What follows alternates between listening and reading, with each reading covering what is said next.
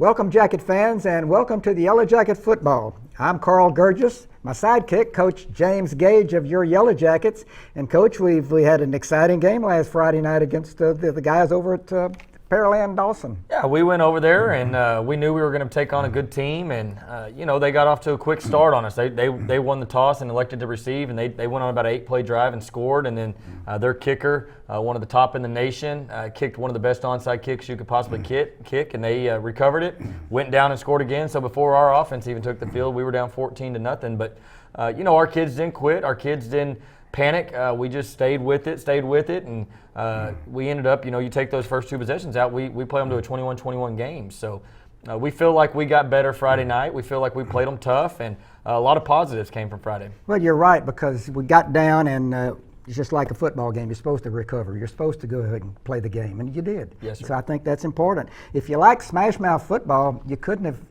been any other place but in Pearland last Friday evening. Trevor Bokel had 14 for 61 and a touchdown. Jordan Torres kicked in 8 for 63, had a 7.8-yard average. Daniel Bloom, 11 for 53, a long of 18 yards. Cole Erndt, 11 for 86, a long of 15. You just keep bringing them on. Yeah, absolutely. I think we had over 300 yards of total rushing on the night with 20 first downs. So anytime you get that, that's a good night. We had a 16-play drive, a 17-play drive, and a 12-play drive, all that we converted for touchdowns. So, that's our recipe for success. And you talk to certain coaches, I know Mike Leach is one of them. The triple option is the original spread offense. When you spread the ball around, you got 4 different guys with 11 carries or more. It's hard to defend the whole field. And so we feel like we're getting better at doing that. And I don't want to leave out Deshaun Peterson, 11 for 46, a long of 12. He's always going to be available. He's each week, but just watching those 4 or 5 kids' names that you mentioned, they're getting better and better every week. Yeah. And at the end of the year, we're going to have a chance for all of them to, 5 kids to be over 400 yards of total offense. So, well, I know we've got a lot of highlights, so why don't we get into that as well? Okay. We'll be rocking to do that. Well, Coach, we had a lot of highlights, as you mentioned, so why don't we go ahead and get into the film footage of the game last Friday night. All right, so 4th and goal right here. Huge stop for us. This was actually 3rd and goal. Marshall Garcia splits the defense right there and gets the big stop. We end up forcing an incomplete pass on 4th down. So, they drove down the field, and that's actually twice we stopped them on the night on inside the 5. We had a big hit for a fumble inside the 5, and then this stop right here. So, great job by our defense, bending but not breaking. Just coming through again. Marshall Garcia played really, really well the other night, and Trevor Yarborough is there to make sure he cleans it up. But again, just great effort overall by those guys on the defensive side down there with their backs against the wall.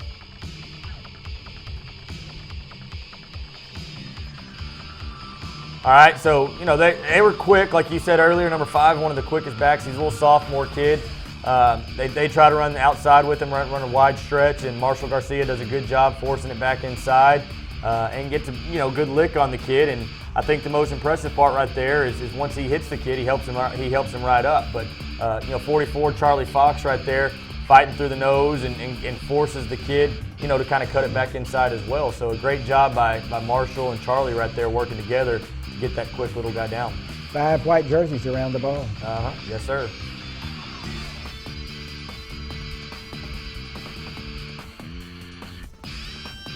All right, again, you see him again, number 45, Marshall Garcia, right in the middle of the action the other night.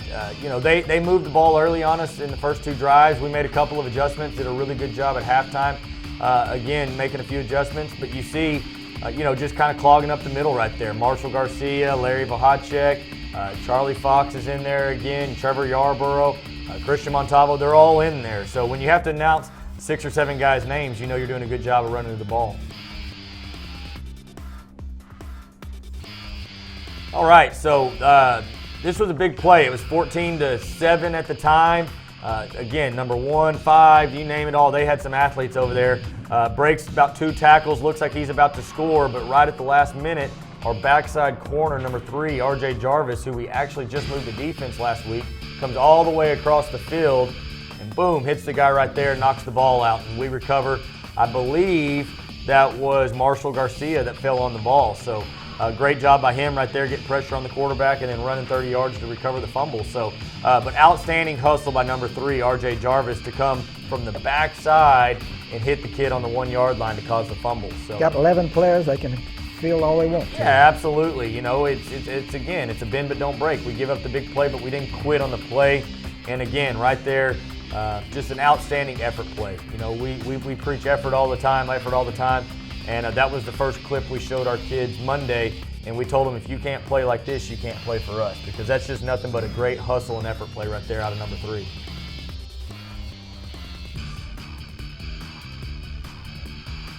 All right, so you can see 1st and goal here. This was right before that stop that Marshall had a while ago. They try to go to the quick comeback there in the end zone, but number 20, Gio Gutierrez, played outstanding the other night.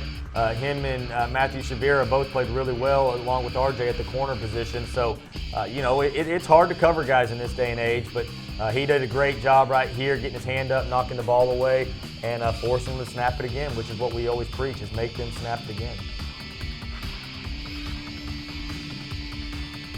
All right, moving over to the offensive side of the ball. You know, again, we were very efficient the other night. We ran 62 plays the other night on offense. They only ran 36 plays. Here's one example of our offensive line coming off, and Deshaun Peterson just hides behind that. Well, it's hard to hide when you're 6'2", 190 pounds, but he hides behind that wall right here and ends up letting the defense kind of over pursue, and then he finds the backside cut and ends up getting about a 15-yard gain. So just a great job following behind his blockers, and we always tell him, get behind your blockers and find a crease and go. Well, he found the backside crease on this one and went. All right, so this was the first touchdown we had. Again, it was 14-0. This is the second quarter. We only ran about 6 plays in the first quarter, but this was a 16-play drive we put together. I believe this drive took almost 7 minutes off the clock. You know, Trevor Bokel reads it perfectly, gets the pitch to Daniel Bloom, but the whole play is set up by the perimeter blocking. You see Elijah Harris with a great block on the safety there.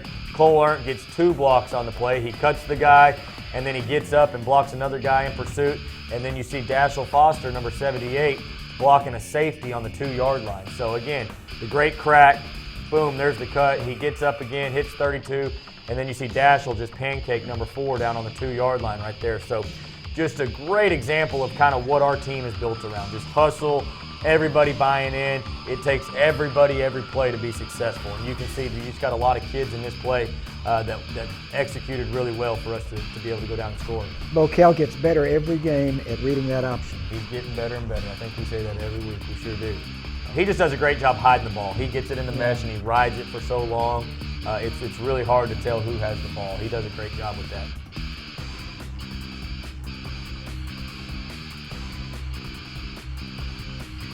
All right, so we added a little sprint out to our game the other night. This was late in the first half. We were trying to get down. We actually did do a good job. We got down the field and got in field goal range, and we missed a tough, long 42-yard field goal right before the half. But we sprint out. Trevor does a good job finding Daniel Bloom on the sideline right there. Gets enough of it. Bloom catches it, gets out of bounds to stop the clock, so we didn't have to waste a timeout right there. But a great job blocking up front. Getting their shoulders turned and letting us get to the edge. Cole Erndt gets a block. Deshaun kind of gets out there. He doesn't really get anybody, kind of gets in the way, but it was a new kind of scheme that we added, and we felt like we did some good things, and it's something that we can build off of moving forward.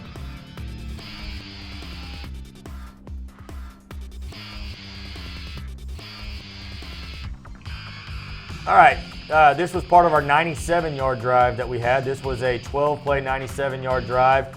We got in a little unbalanced formation, and we run the option and get it pitched on the perimeter there to Jordan Torres. We read it perfect pitch. We get great blocking on the perimeter. You can't see the cut, but Bloom gets a little cut. And that was our biggest play of the night right there. I think it was a 28-yard gain, something like that, 23, 28 yards. But, when you get the ball to Torres on the perimeter, he's probably one of our fastest running backs we have. So he's got a chance if you block it on the perimeter for a big play. He had a couple of downfield blocks, too, as you mentioned. Oh, yeah. Both receivers came in and cracked. That's Hoffman right there. Elijah Harris with an outstanding block again on the perimeter right there, forcing his guy out of bounds to open up the lane. And we actually came back about 4 plays later, ran the same play for a touchdown.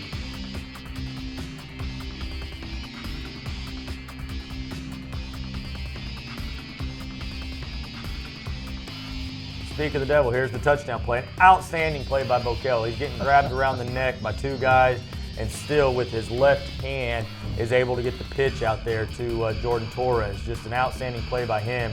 But again, great Pete kind of has to slow down, but he gets in pitch relationship, and then the blocking on the perimeter. Again, you see Elijah Harris in there. Trevor Hoffman got a great play block. Bloom kind of gets hidden here at the end, but he gets a great block to kind of help Jordan Torres spring free. He makes a great cut and then dives in the end zone. So that made it 35-19. We went for 2 the next play and got it to make it 35-21.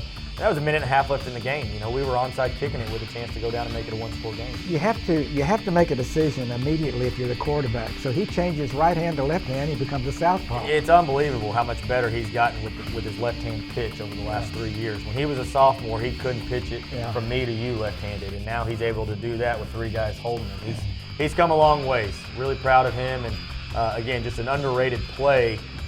If you're just the average fan watching it, when you go back and watch it on film, you realize that was a special play by him. You expect it out of him now, don't you? That's it, yep. Okay, Austin Hill, sophomore, got called up. Caleb Reed was sick last week, so we ended up calling up Austin Hill, little sophomore JV kicker. Did an outstanding job, squibbed the ball all night, and then kicks an unbelievable onside kick right here. Bounces, gets the perfect bounce. Trevor Yarborough gets in there and recovers it, has a big cast on his hand, but he's still able to get over there and recover that ball. So for him to be able to recover it, with one hand was great, but a huge play for us on our sideline right there. We end up we had a bad possession after that offensively. We didn't move the ball, but that gave us a chance at 28-13 to go down and possibly make it a one-score game. So. And you can't really teach it. You just have to go ahead and say, this is what we need to do, and let's see what happens. That's Roll it. the dice. That's it. And we told the kids at halftime we were losing 28-7. We told them we were going to go down and score, and we were going to recover the onside kick, and then we were going to play ball after that. Well, we came out, had a 16-play drive, scored, and we recovered the onside kick. So you're now in a prognosticator, and you have no. Well, I just need to say we're going to score after the onside kick now, so we can go down and score on that. We'll take it though. That's it. So again, we said our kicker was out last week, sick. So Gavin Guthrie went from snapping the ball to kicking the ball. Connor Ortiz with our snapper, 61, did a great job snapping it, and Gavin gets a great punt off here with pressure, pins them inside the 10. So anytime your backup punter, who's also your starting snapper, has to go in, you have to hold your breath, but when you pin them inside the 10, you always feel good about that. All we needed was the guy in the black jersey to just touch that thing as he's trying to get over there. I know, we were telling him push him in the ball, push him in the ball, yeah, push him in the ball, but it was anytime you pin somebody in the 10, you'll take it. Those pretty good. Yeah. Pretty good highlights there. Well, look, we've got, where are we? We're currently at 2 wins, 3 losses in 23-5A. We got the wins over Elsick and Hastings. Losses to Pearland, Dawson, and Shadow Creek. 2 games remaining. Straight Jesuit this Friday, A-Leaf Taylor next week. I guess you could say we control our own destiny, don't we? We do. We win these last 2 games, we're in. There's about 4 or 5 different scenarios, and I'm not going to get into all those. But I told our kids the easiest scenario is you win this week and you win next week, then nobody can take that away from you. So, it's going to be an exciting 2 weeks. We feel like we've, a lot of our kids have never been in this position before, so we've been preaching to them all year long about how much fun it is to have an important game in late October and early November, and we're at that point. So 7 o'clock Friday evening, Memorial Stadium. This is senior night too, right? It is senior night, yes, sir. So we have, I think, 160 total seniors when you count the band and cheerleaders, and so it'll be a busy night. It'll be a busy night, but we expect a good crowd. Temperature's supposed to be a little bit cool, so it should be a great night for football. Well, here's a challenge to the Alvin communities. Jacket Pride Never Dies. Friday night, 7 o'clock kickoff. Your Alvin Yellow Jackets, great opportunity to show your support. We win a couple of games, and you know what? We win, and we're in the playoffs. Well, let's just take it one at a time. One at a time, okay? So before we get to that, let's talk about those players of the week. That's right. We do have to get into that, and Thanks for reminding me. It's part of your job. It's just part of the show nowadays. So. I'll increase your pay. Let's get there. You go. I'm take it. So let's get into players of the week. Our offensive player of the week this week was our running back, number 34, Cole Erndt. Had a great night. I think he had 80, like you said earlier, 83 yards, but he had the huge block on the touchdown. Actually had to play fullback for the 97 yards drive, and just had an outstanding night for us, and had a big 2-point conversion play. So he was chosen as our offensive player of the week this week. Our defensive player of the week this week, I think I said his name several times, was Marshall Garcia. He was kind of all over the field the other night, and he definitely played his best game he's played this year, but may have played the best game he's played since his sophomore year. So had a really, really good night. We're hoping for 2 more out of him. Special teams player of the week was Trevor Yarborough. Again, you see the brace on his hand there. He finally got his cast off. He joked with me a couple weeks ago because I took him off a kickoff return. I said, why do we got a guy with a cast on his hand on kickoff return? Well, when he recovered that onside kick the other night, he made sure to come tell me, Coach, the guy with the cast recovered that onside kick. So a great play for him on the special teams and earned him Special Teams Player of the Week.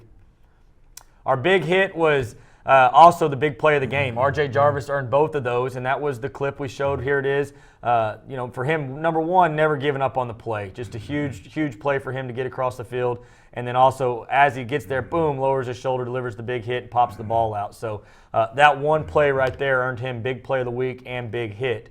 And again, it was his first game to ever start on defense. So, well, it's a demoralizing play for the offense because they're on the 1 yard line. They've probably driven the ball 70 or 80 yards, and here they come up empty. Mm-hmm. So just a huge play for us. 14-7 game, kept it a one score for us. And then our offensive crush came on the first touchdown of the game to Bloom. We talked about it a while ago. You got Dashel Foster blocking the guy down on the goal line, and then Cole Erndt gets the big cut that springs us free on the sideline. So, what goes unnoticed is Elijah Harris's block right there. He shields his guy. It wasn't a crush, but he did a great job blocking his guy. But Cole gets his guy on the ground, and then Dashel got his guy on the ground as well. So, anytime you get two crushes, especially on the same play, it's usually going to be a pretty good play for you. So.